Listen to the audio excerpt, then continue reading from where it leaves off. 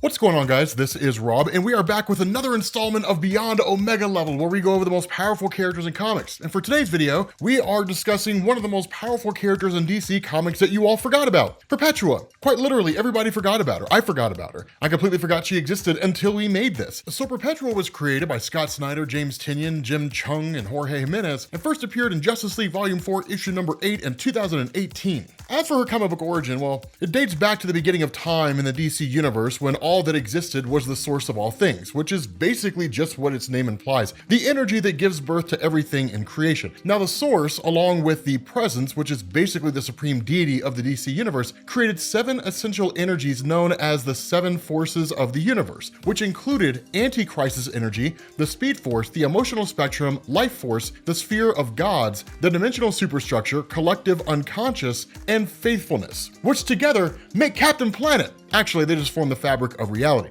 But the source then created a race of celestial beings known as the Hands and charged them with using anti-crisis energy to bring life to the infinite multiverse to fill the void of creation. But with the creation of each multiverse, the hand that created it would effectively die and return to the source. Now, one of the Hands rejected this fate and tried to use crisis energy, the opposing force of anti-crisis energy, to create the DC multiverse that would exist in a perpetual succession of crises that would repeatedly alter its reality. Now, when Perpetua created the multiverse 20 billion years ago, she also created 3 suns to inhabit it: Mar-Novu, the Overmonitor, Alpheus, the World Forger, and Mobius, the Anti-Monitor, with each of these 3 assigned to monitor the realms of positive matter, dark matter, and antimatter respectively. Now, instead of passing on, Perpetua continued living to watch over the work of her children. Now, over the next 5 billion years, Perpetua created a race of apex predators by combining Martians with humans, which prompted her sons to alert the Hands of what she was doing. The Hands then send the Cosmic Raptor, which is basically just a huge bird made of cosmic energy, to punish Perpetua. Now, Perpetua is defeated by the Cosmic Raptor and is then imprisoned within the Source Wall, which separates the multiverse from the source. And then she just remains there for a ridiculously lengthy amount of time, watching the multiverse evolve without her influence. Now, knowing that the multiverse was destined to die, which would mean she would also die,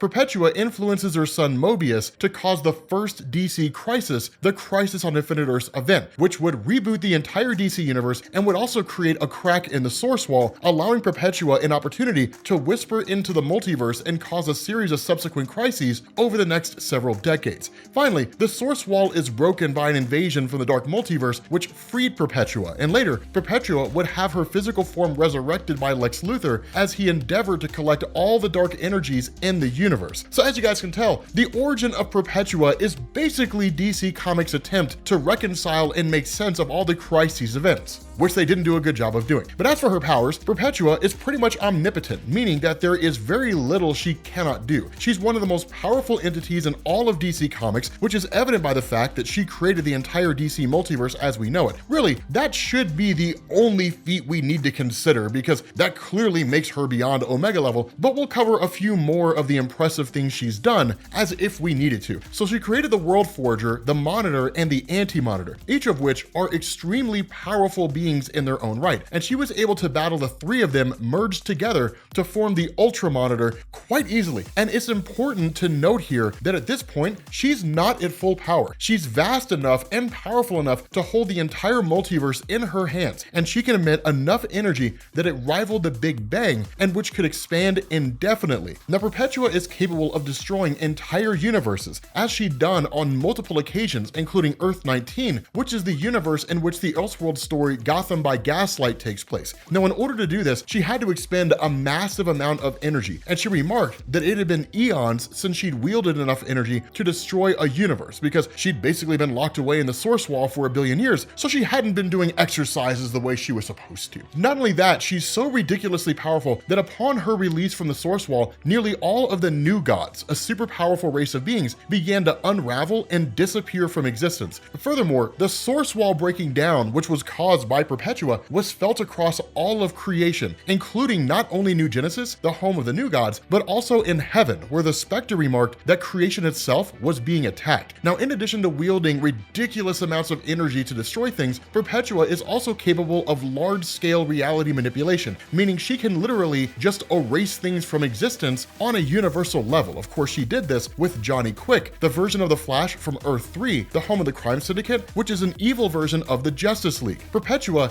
is capable of not only destruction, but also creation, and she can form entire planets at her fingertips. Now, she's also able to completely control all forms of matter, positive matter, dark matter, and antimatter, which makes sense because she's the creator of all of them. She's also able to alter matter, as she did when she merged humans and Martians into apex predators, and she would actually repeat this feat later when she turned the citizens of Earth 3 as well as Lex Luthor into apex predators. And actually, I should probably do a Beyond Omega level video on apex predator in the future, so let me know in the comments if that's something you guys want to see. But regardless, another example of Perpetua's matter manipulation abilities occurs when she turns the supervillain Brainiac into her throne that she's able to then use to capture the rest of the Legion of Doom. She was also able to change the landscape of Earth Zero so that its land masses were shaped like bats, so that it could serve as an appropriate home for the world of the Batman Who Laughs. Now, Perpetua can also produce a psychic whisper that she can send through the multiverse, which has been the catalyst for many villains, including the Anti-Monitor, Darkseid, Parallax, Alexander Luthor Jr., and Barbados, the villain from the Dark Knight's Metal event, to undertake some of the most destructive deeds. So what this means is that not only did Perpetua create the DC multiverse, but she was also responsible for almost all of the events that threatened its existence, like the original Crisis on Infinite Earths event, 0 Hour, Infinite Crisis, Final Crisis, and Dark Knight's Metal. Now, Perpetua is without a doubt Beyond Omega level, and honestly, there should probably be a tier for Beyond